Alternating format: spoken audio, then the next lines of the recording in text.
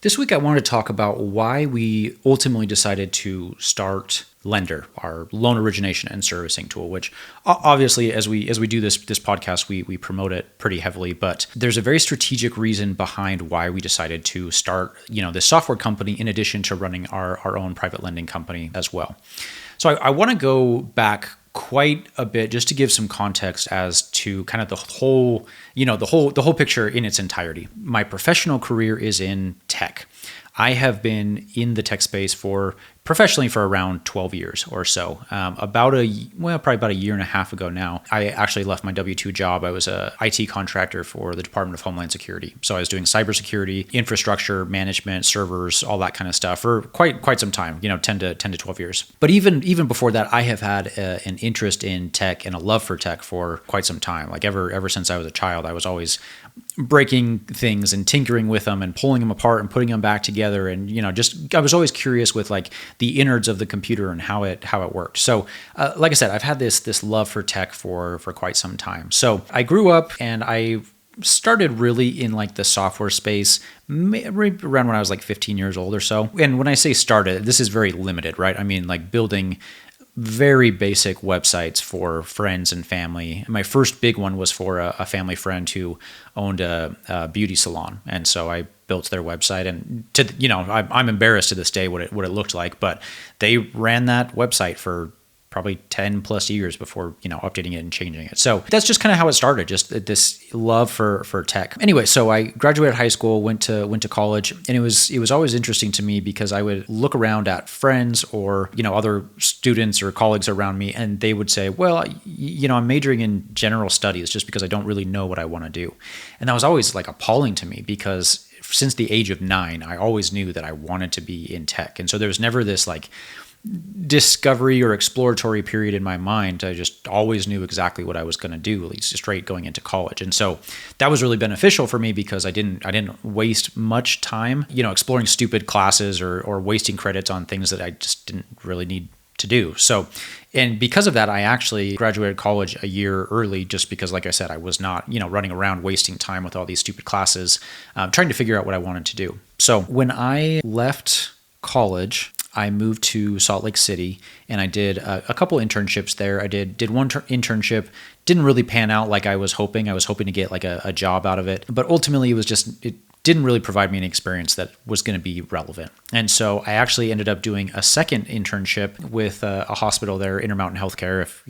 If you're living in Utah, I'm sure you're very familiar. I did an internship there with their system administration team.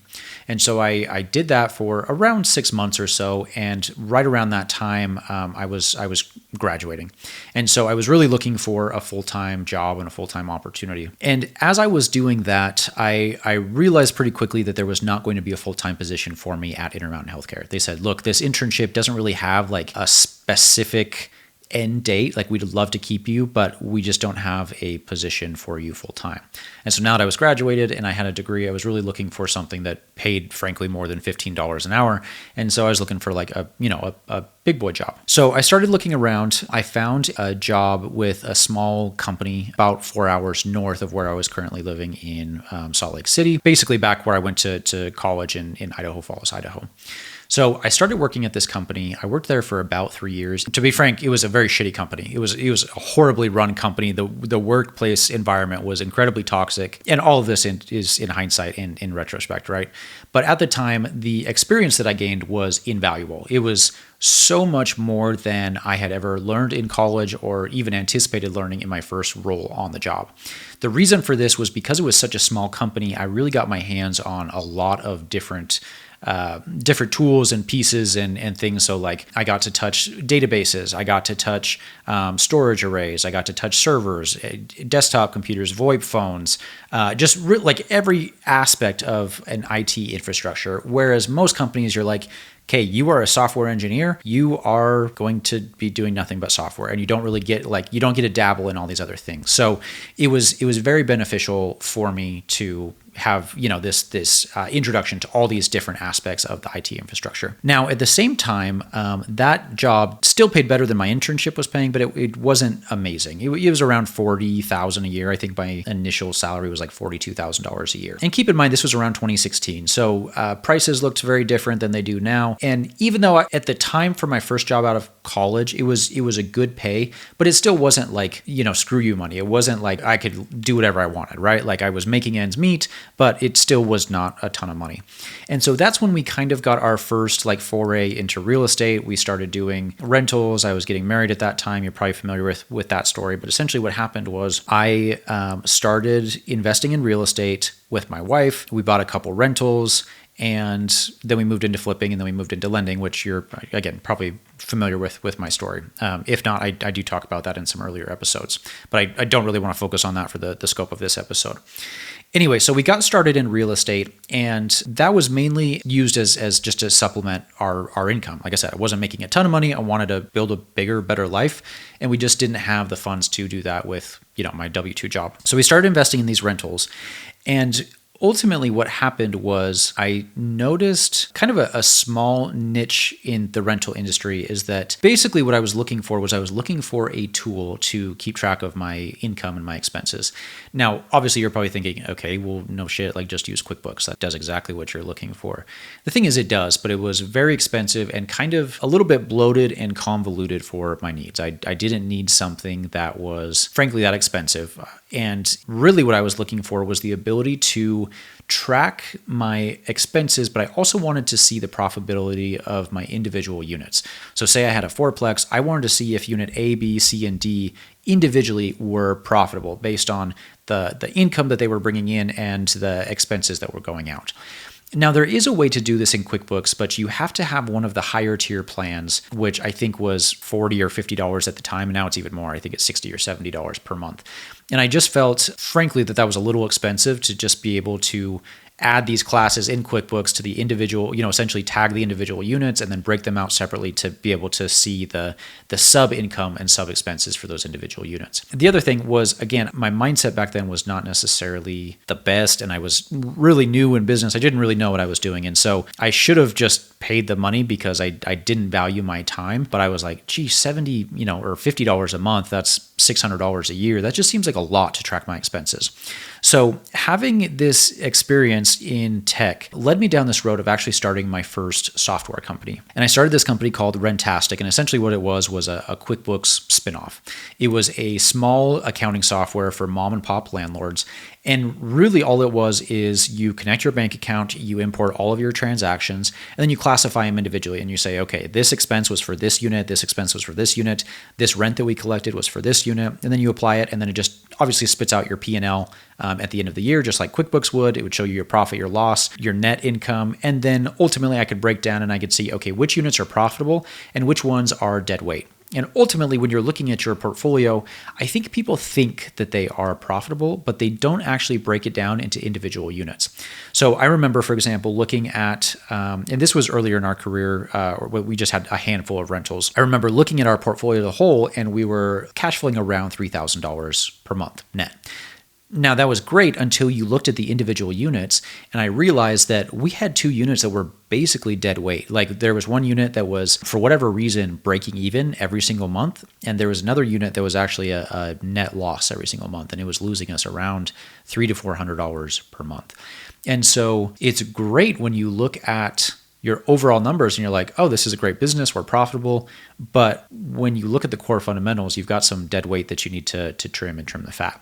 Again, QuickBooks absolutely 100% could have done this for me, but I didn't want to spend the money. So I built out this software tool, and it became moderately successful. I worked on that for 3 to 4 years. And again, I was still investing full-time in real estate, still working a full-time job, and then building this software tool on the side. And it was not like life-changing money, but at the time it was really good. I think at our peak, we were bringing in around $7,000 a month from that software company. So very good supplemental income, not complaining about that at all. But this was the pivotal moment for me. We kind of a background on what was going on with our life at the time. This was around the time when we started to pivot away from the rentals and move more into the flipping side of things.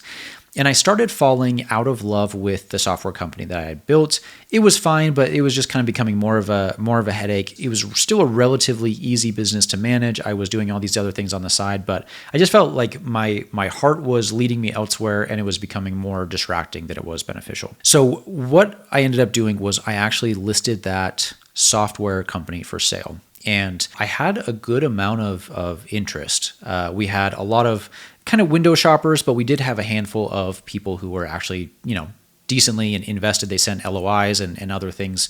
And we got into the nitty gritty financials. And like I said, people were actually fairly interested in the product. After around 3 months or so, we kind of settled on a company based out of California.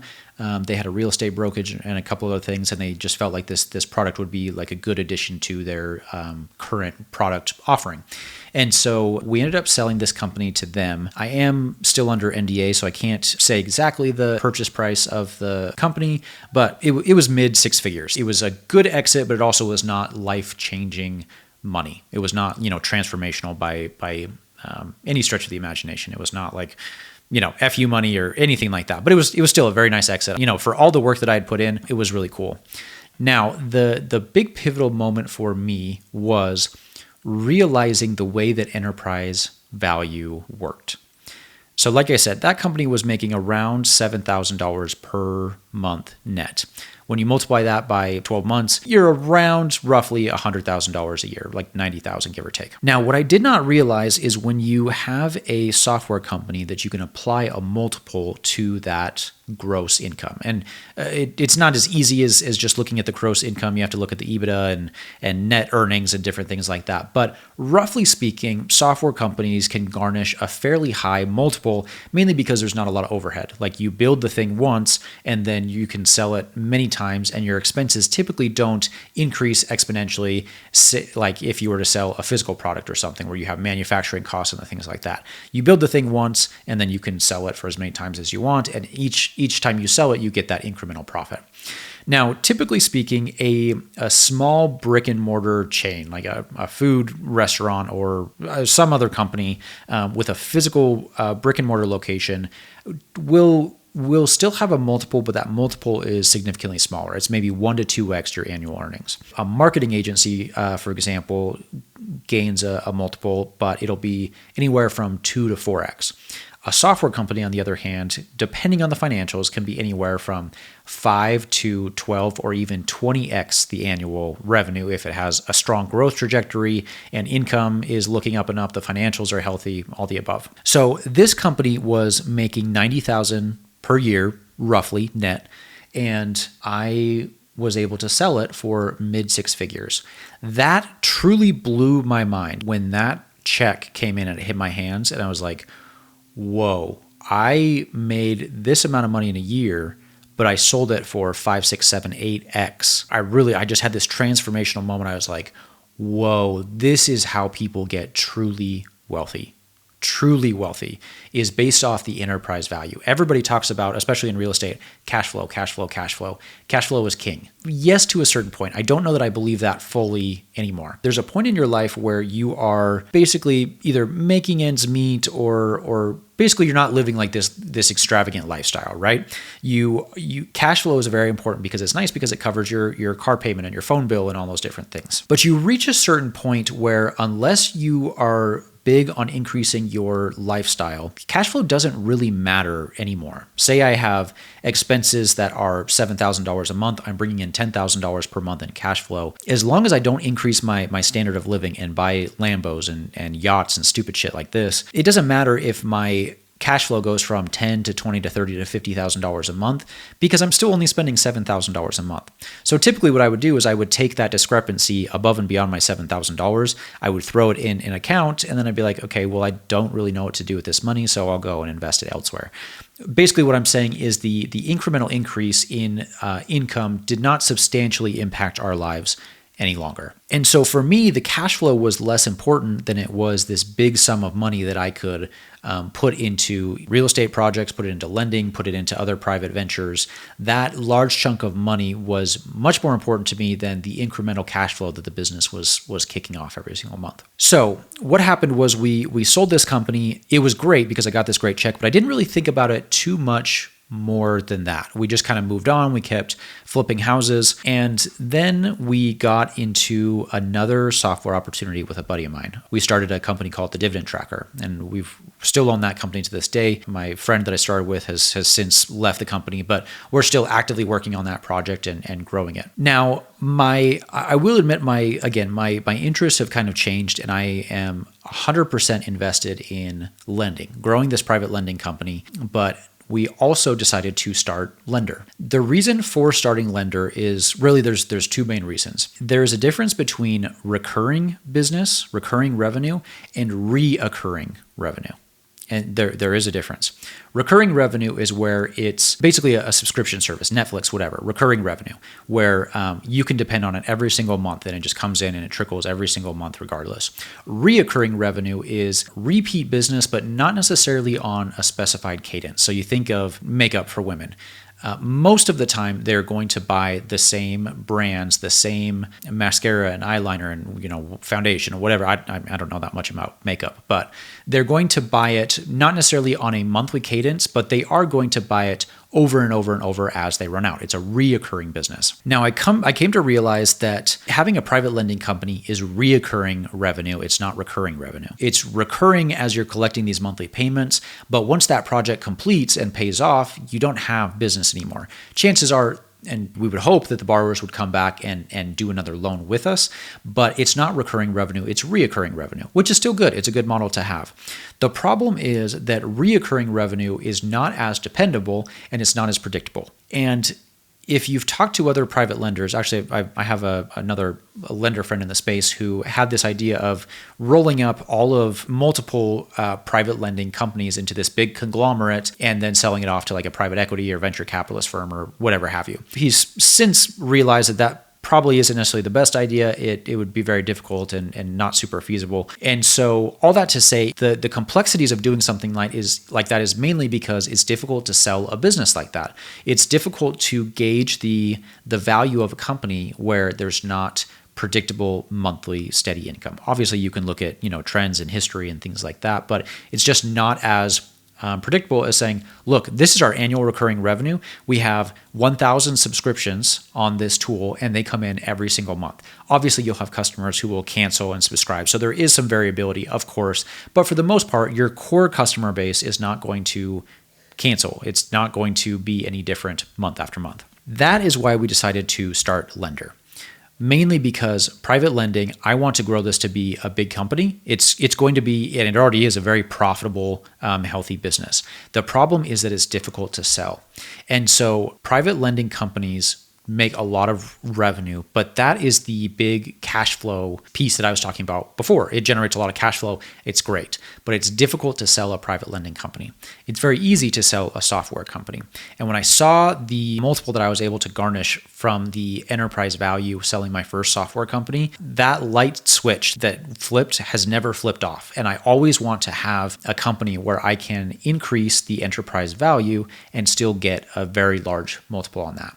So I am currently juggling two businesses, but I don't really treat it as two different businesses because they are so tightly knit and tightly ingrained.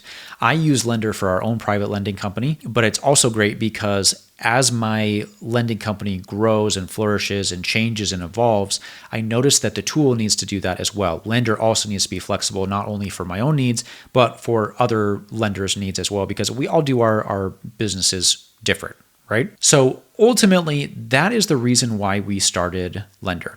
And I know that's a kind of a long, drawn out background story as to why we did it. But A, my love for tech. B, building something large, scalable, and something that can garnish a large multiple, while also like leveraging my private lending company and going hand in hand to help both of those grow simultaneously. Now, I want to just give a brief origin of how Lendr originally started. So we started our private lending company really around 3 years ago. We didn't really take it serious until about 2.5 years ago, but we started dabbling around 3 years ago. And basically what happened was we were in between some flip projects and we had a good chunk of cash that was sitting on the sidelines not being used. So I had a friend of mine who came to me and he's like, hey, I've got this flip that I'm wanting to do. Would you be interested in funding it? And I was like, okay. I mean, I didn't have any like immediate projects on the horizon. So I was like, I might as well earn some interest in the meantime. So we did that. We funded his project. It worked out great. There was no issues. I probably didn't charge enough, but anyway, it worked out just fine. After about 3 or 4 months, I think I got a check for $6,000, and it was great. It was literally mailbox money. It was like true passive income, and it was loved it. That was when I really realized the power of like private lending and true passive income. I was like, ooh, this is fucking awesome. So that's when we started to kind of dabble in private lending. We started to get more into doing this more frequently. And then we started to do like 2 loans at a time, 3, 4, 5 at a time. And I started to notice this trend that I was spending a lot of time generating loan docs. I had my loan doc package that I had an attorney draft up. But what I would do is every time I had a new loan, I would take that package and I would go into Word and I would manually like take the previous values that I had put for the previous loan, like the LLC, the borrower name, the loan amount, all these things. I would go in and copy and paste and put all these values in here. And then what I would do is I would save the document, send it off to title. But title would often come back to me and say, hey, you forgot this, or this is wrong, or like, why are these 2 LLCs in here? Because they don't match. And what had happened was I forgot to replace one, but I didn't replace the other. And I was just like, oh man, what a pain in the ass. And so I would spend at least 45 minutes like perusing through these documents, making sure that they were perfect, and then come to find out that they weren't perfect and I had messed something up and it didn't make sense. So I thought to myself, okay, having this software background, surely there's got to be a better way to do this. So what I did was I built this quick, stupid little tool. Essentially, it was a mail merge in Word. I would take my loan application, which was just a simple form, had my borrower's name, loan amount, all the different things.